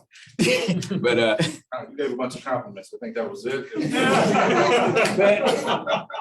I would maybe suggest that I think Greg is also the president of the Black Chambers. I think that's Kevin now. Kevin, maybe you ought to invite them one of your breakfasts. I think they need to show up sometime in here. We need to meet them and find out what's going on in here and what opportunities they can help work with and foster with here. They're need to see them here. You know. Okay. Anything else? You have announcements? Tasha. Careful, she lost her job. Just a few. I do want to inform you all that ARP is providing tax prep here at Atwater on Tuesdays and Thursdays from 8:30 to 4. That's a free service, so you can call Ms. Julie to make an appointment. And we also have partnered with Consumer Credit Counseling for free financial wellness workshops. So the next workshop is on Thursday, the 9th at 6. And there's a flyer outside on the table. That is Zoom or in person. So they're going to be talking about handling the stress of money, budgeting, and credit reports. So you do not have to sign up, you can just show up. And then lastly, registration has opened for the Way to Work program, which is the youth summer work program through the city. So you can go to the City of Wichita website to sign your kids up. The ages are 14 to 17 years old, and they'll participate in a 6 to 8 week summer program that includes job readiness, job prep. Okay, thank you all for coming. Thank you again, Mr. Dante. All right, thank you. I'll see you next month. All right. You're at the Brewer Center next month.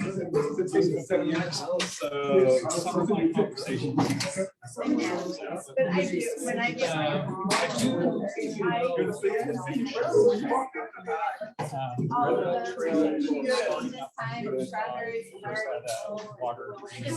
I really. They are so cheap. That's why. We always do it online, so that's why I had to rely on it. Okay. So for cookies. Yeah. Right now, just watching here. This is on the red button. All right. Let me see here, email or text. Might do a little drive by. Get your thoughts. I have didn't fill up every breakfast this year. No, we have a few in the summer. Monday.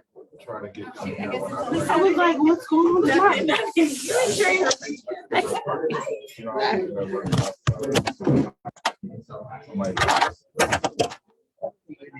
Sure. I love it. You do? Actually, I do. Hey, I got a witness now. Don't tell your colleagues, because I ain't trying to make the rounds. You know how that goes. But I'll come here anytime.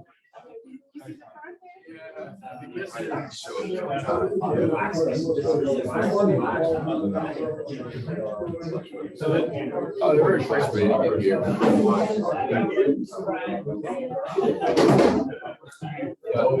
Christina does a great job, you know, she forces people to have accountability and stuff in here and visibility, so she has. I can see the work she presented. I see the results she expects out of me. She goes to a high bar. So I just need to see what my changes are. You know, I look at all the things that are going on. I can see, you know, advertising. I don't see businesses. So I'm trying to figure how do they do it? So yeah, bring them here. Put a little heat on. All right, I'll hit you up, man.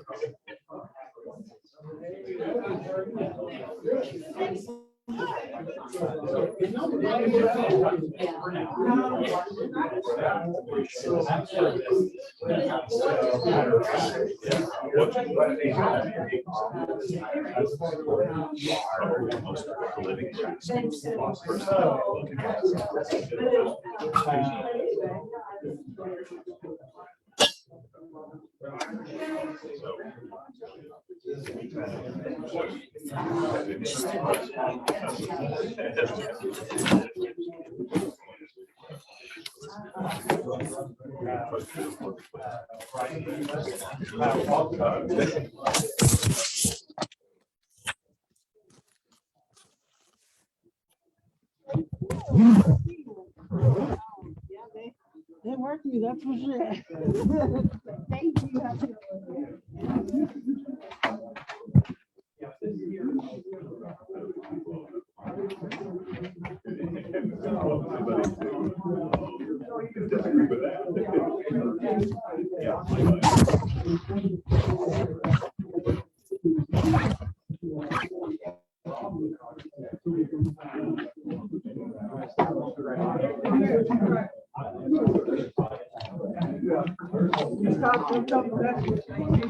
I know. I still wonder where you been.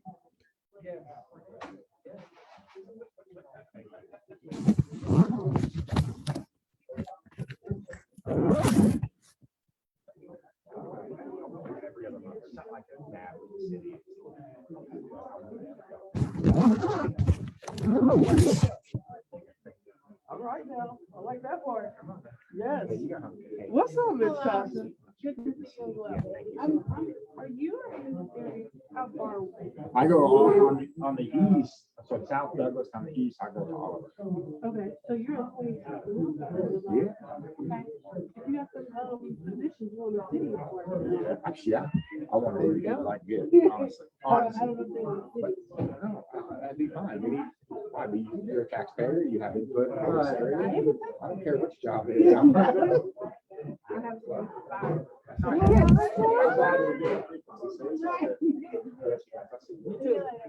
What's up?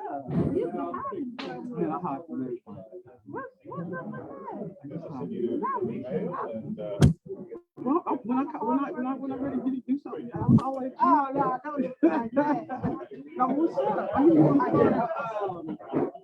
What's the program that we do? You know, I have. Yeah, y'all really don't do that? It's some work, Tasha. But you're gonna help me, right? I'll help you. I've been helping you for 4 or 5 years now. It's been about 5 years. I've been helping you. Okay. She gave me a list of people that I need on the team.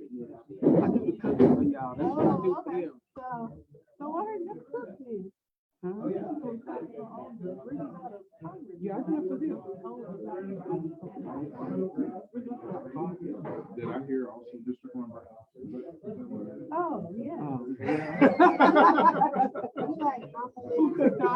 No, I don't cook. I go grab. I'm the grab. Say that's easier, huh? Yeah. No, but if y'all, I'll help you with it if y'all want to do that. 'Cause I see a lot of people in that program do, they do get help. Yeah. My first training on Thursday, all day. Trying to go to Tulsa. Just count. No. Resources that they need, and then it's up to them.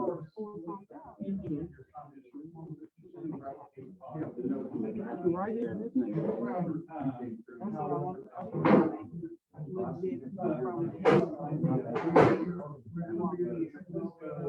Hey, Brenda, we can say how the I got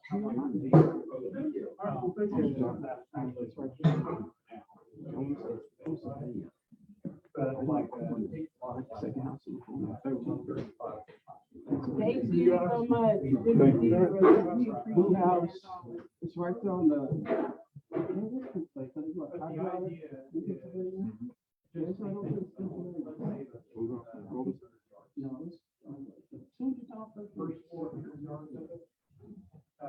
Here's the house that Dope House is in. That's what I was wondering. Yes, ma'am. I wonder what we can do. How can we get some money so we can go in? The problem is, always that. So they were still living. Well, I think he's still going to board it right now. Yes, to be going that way in the next couple of weeks. Wow. It must be an emergency. I was gonna say that was Hasn't come a quick turnaround. Has it? It's going to be tore down next couple of weeks. Yeah, it's fire now. No, it's no fire there. Well, police can sometimes push an emergency through. So the challenge we have, because John Todd always comes to talk to me about it. John Todd, I've been avoiding him all week. I'm sorry, but I had it. The same thing. What I told John is, the problem is that they don't say that. I don't want to do it. But if that property owner, we can only work with the property. If the property owner isn't willing to sell to somebody and they won't fix it up, I'm stuck with giving it out and save my neighborhood. And I told John, if you can get a hold of the property owner and you can just show me a notarized document that says that somebody else will own this in 30 days, I'll push it on. Because if somebody else owns it and they have the resources to do it, or I can connect them to resources and save the house, I want that. But the problem is, John Todd and a few others always come to complain, stop. He just want to talk. Hey, give me some money together. I told him, well, that's what I told him. Yes, because he called me all week. I can't do anything. Oh, he called you because you were the neighborhood. He wants everybody to push back on us, but I keep telling him the same thing. So he's trying to organize. He's done it before, but I pulled them together in the hallway. I said, "So why you here?" And you know, I want to say, so do you have proof showing that this house is in your ownership as of today? Something notarized, not a verbal agreement, something notarized, because I have to answer to voters. And your verbal doesn't mean that. So if you want to take ownership of the house. We got to find owner though. I tried to find a find the owner of the house. So The problem is, yeah, we don't verify all the information, so somebody's trying to reach out. I don't know, most people can't live here no more, they live out of state. Right. So I don't know. That's definitely regulation. They require every year you update that information. Why are you making that early?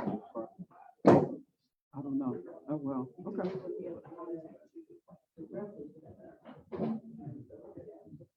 Hey, is that a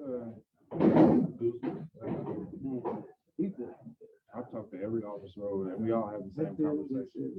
He moves the vehicle, he can't handle it, he'll bring it back. Disrespectful. It's a war. I told him the worst mistake I ever made. I sold him now. That's the worst mistake I ever made.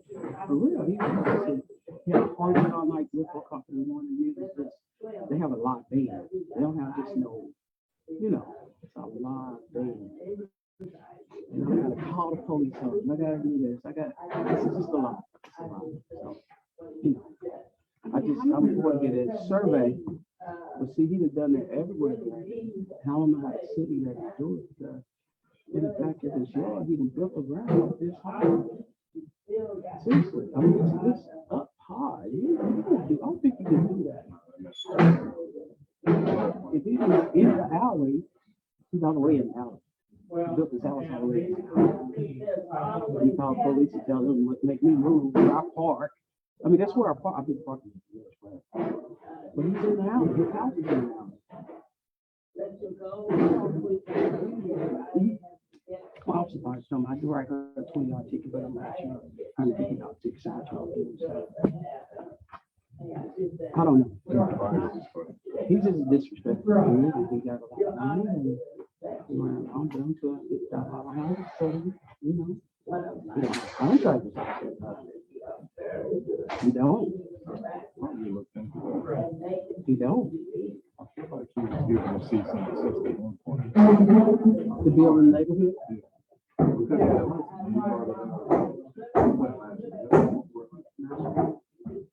He brought all that up. We asked them to look at it. They found some of the stuff they believe the survey fees, they are looking behind the scenes. Should be able to come in our neighborhood and survey like that. I mean, he tried to take Phillis Wheatley property, so he couldn't do that because I wouldn't let him. So he took the neighbor's property. I mean, he's right on that curve. You know, I mean, just common sense tells me. I don't know. I don't know. He got some money though. That's gonna be the pushback. He got some long paper. Probably made $250,000 up to make 42.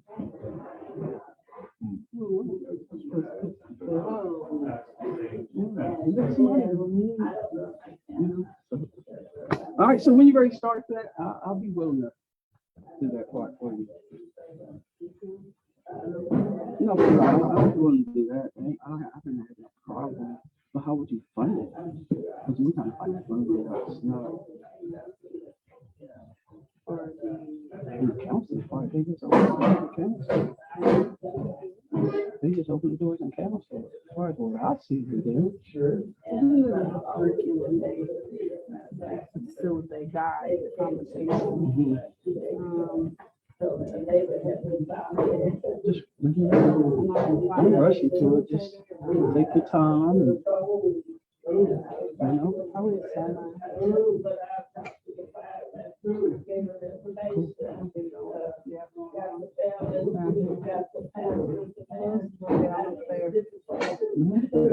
my neighborhood's pretty quiet. I'm not going. Pretty quiet over there. Huh? Many houses for sale. Bunch. There's a lot of houses with vacant, a lot of empty lots.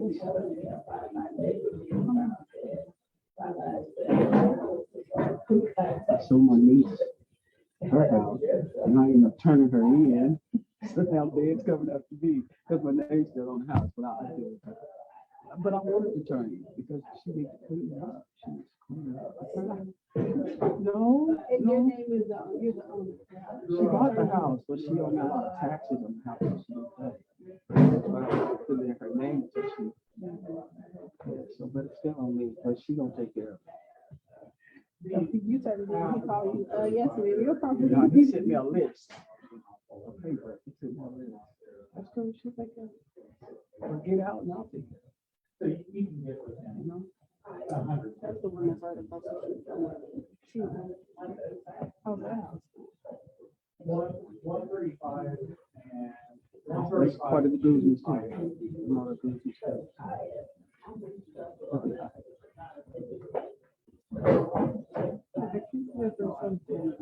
Yeah.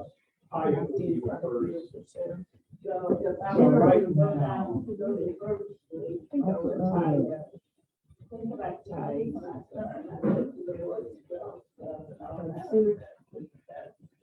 Okay, that's not me. We're from Hot Shot. I like the neighborhood a lot. That's by, what's the club called? The Legion? That's a house for sale by the Legion. Right. Sure. Maybe so block now. Hey, you know what? Everyone can do that. You know what? I was gonna call you. It's okay. Let's get it taken care of and get it done. I tell Ms. Barnes, we're talking about neighborhood. All right, Tom, thanks. All right, have a good one. This is 135. All right, you baby.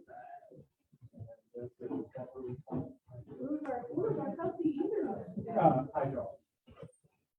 They saw the real. I draw. 135.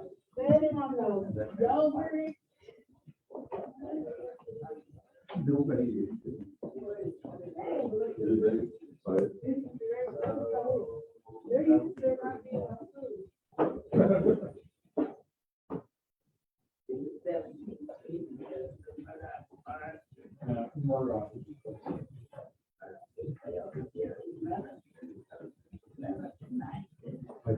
Yeah, so the north edge of Murdoch Park is Murdoch slash. So this is very unique. I think they had, yes, the mayor was there. Right here. Another,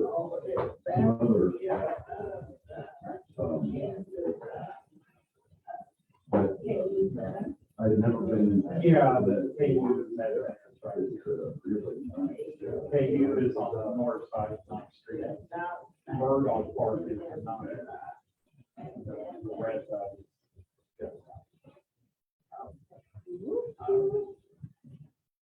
So that's the current trail. Yeah, Hyatt is this right here.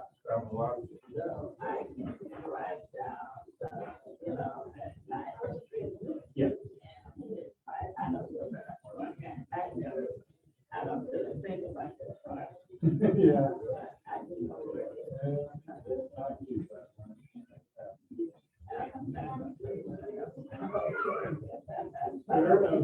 Fair enough.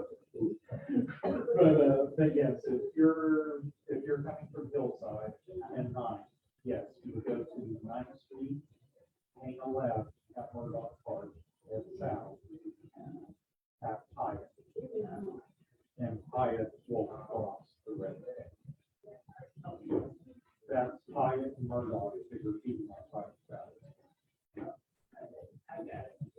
Starting about here is where the game is. Yeah, so halfway between I-135 and Hyatt is where the game is. And so, at least as far as the introductory concept. I don't get out of the way. As an introductory concept. I would say, 135. How does that? That's kind of how I. If you got a better idea, you get a better idea.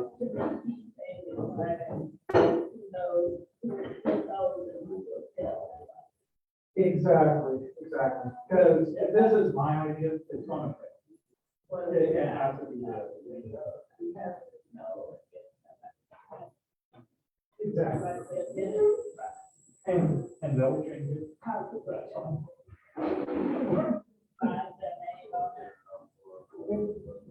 Well, really, I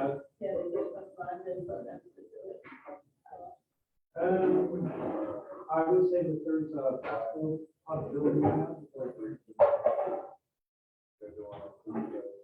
And he's at least friendly to it. And I forget the name of the artist community, but there's the chain link.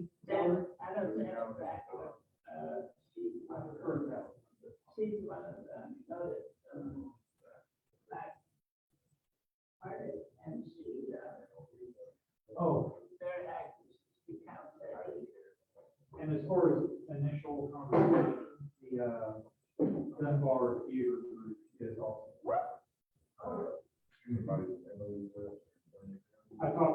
team from, the Dunbar. She doesn't fully understand it, she doesn't fully know how that, goes across. But I talked to her about it a couple of times. She works at W. She may be on like this. But there's I'll have to find it. But she was, I first talked to her about it, this would have been 3 years ago at the, she's like, I need to go check that out.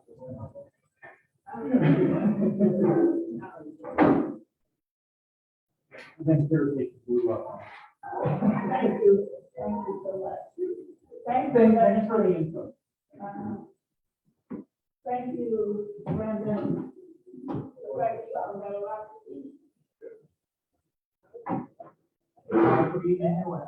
Oh, yeah, those tables stay. Oh, they stay here? So, okay. I'm just, that's for.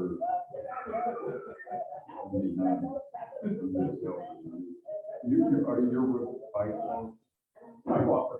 Yeah, I'm over there after cycle. Oh, I do some of their things. I'm a walker, not a biker.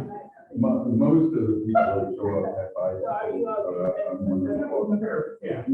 So, well, we pay attention there, but you pay attention to I live here in that trail. Okay. Yeah, that's a good trail and that's even more potential. They're about to get to Augusta. They got funding to get a bridge over Kellogg and city of Augusta home now south of Kellogg. And basically they're just working. Technically, they're working on the last bridge into Augusta. It crosses your Santa Fe Lake Road. Yes. That's what they got funded. To get them over Kellogg on the same page. And then what is that, they gonna rock it, with rocks on it, or?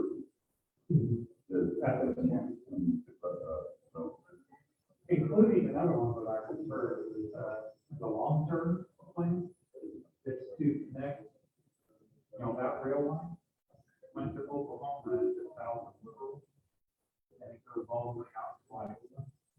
That's the long-term. Iowa, they're currently working on that. Long term, get from Oklahoma to St. Louis.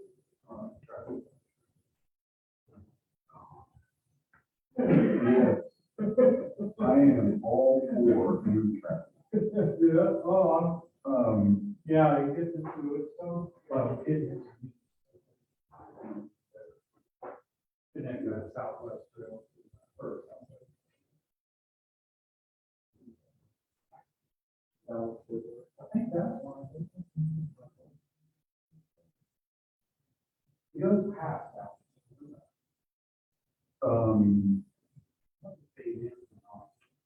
It goes. I don't know.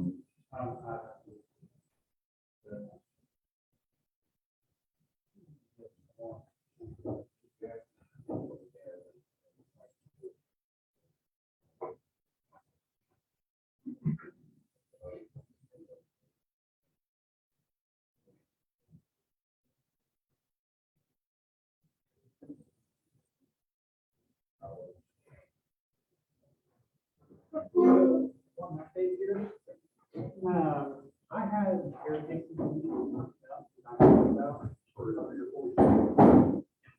That's not real. Started out 2 years ago.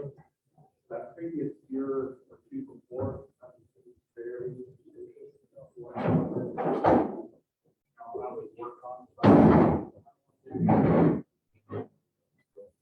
Well, that happened about 2 years ago, where I just had to drop everything. I I mentioned that because, topic that we were talking about with the that's still. I have for about 2 years. I give it some time to establish.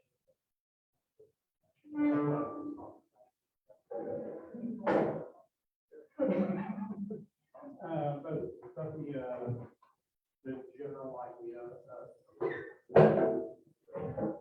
say the initial conversation started. I think I have something here that is definitely shared common interest. I think you guys might like to see if I somewhere wrong. And then as a community, people say, yes, we're on board.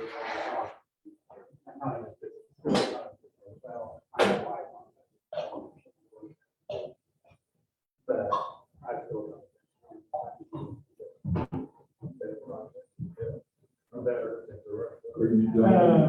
so if there's any particular people that I should talk to, so far what I've picked up today was and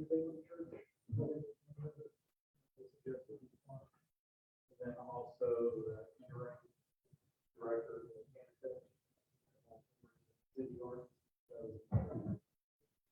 I guess they have connections with some of the artists. So if others come out.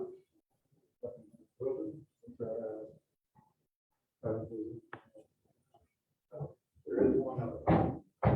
There's Tia.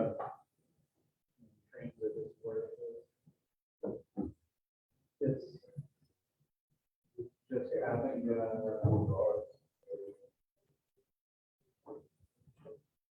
sorry, visual is where I've made it so far right now is just locations and catalog. But these are locations where I can find the bike for them so far. And then that information about what kind of bike that is, what the capacity, those kinds of things. Part of what we're looking at this point.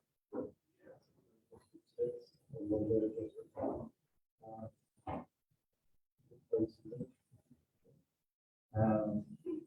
sorry about the what.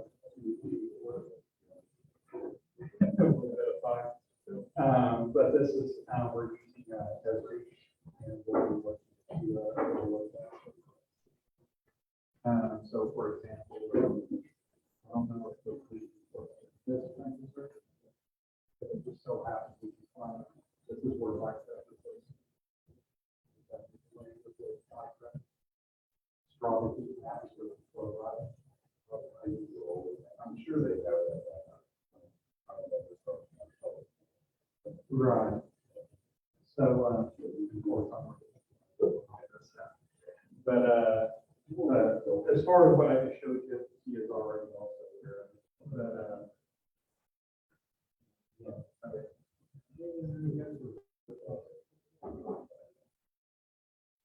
help me out.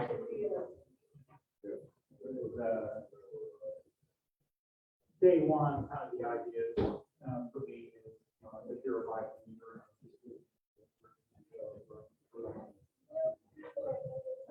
but then also as a policy side. Here's why we're suggesting you not to use those. That's why we're suggesting. So hopefully it supports. All right, thank you. Pitching. Next month we're Bruce. Bruce in it? Okay, yeah, 17th. Gotcha. See you again. See ya. Is the Brewer Center your 17th or is it 20th? It's where we were before, where you were.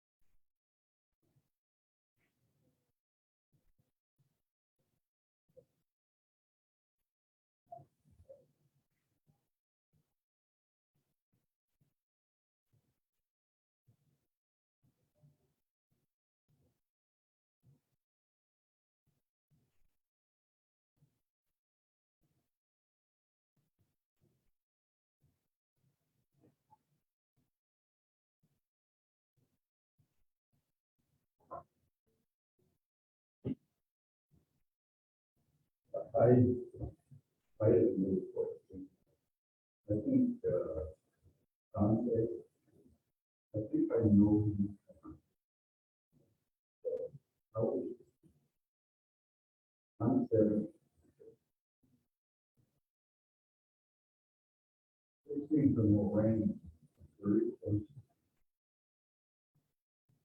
No, I'm at 16. I was walking through my car.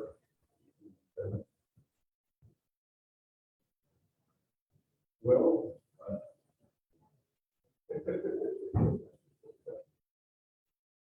he left.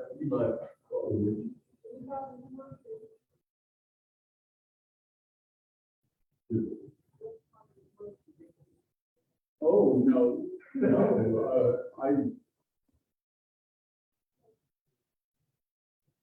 Fairmont Park over the years has been a pretty good park.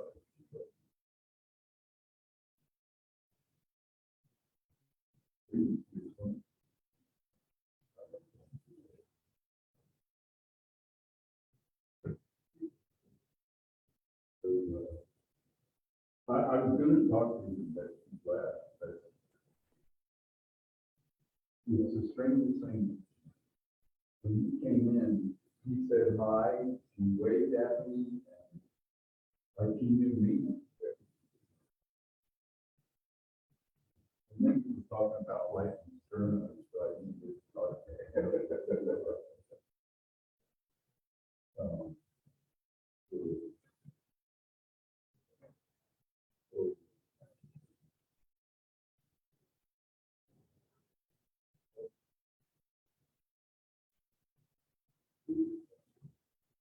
Does this new equipment, are you gonna set up tabs or something?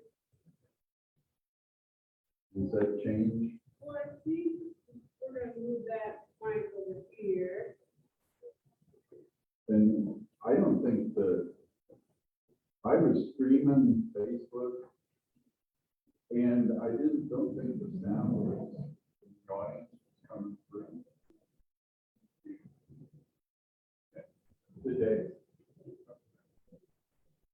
I would have, I mean, I didn't have sound, but it usually closed captions. And there was the closed captions. Couldn't get that.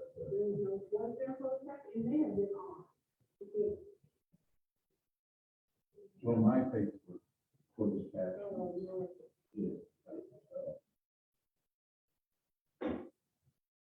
But I don't know that because I had my phone.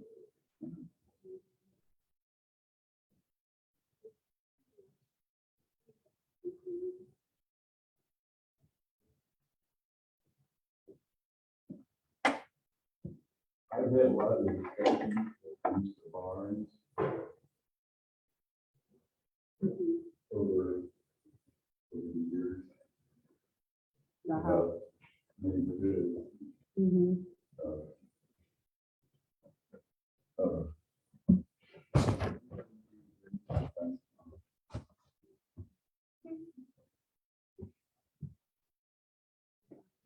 His property. He has property.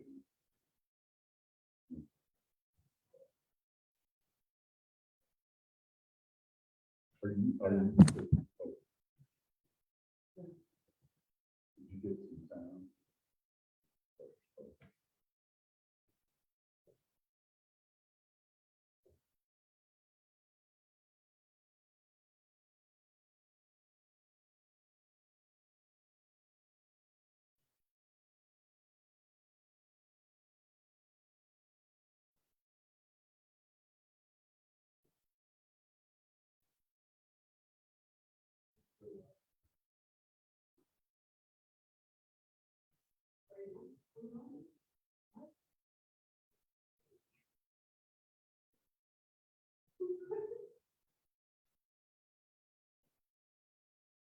Oh, we are still alive.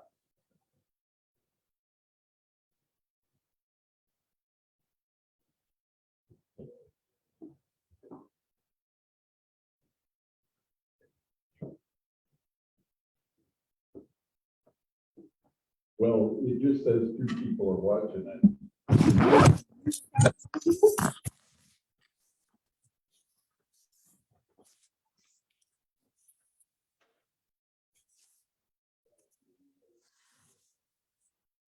Oh, that picked up my voice. I just muted the microphone. Were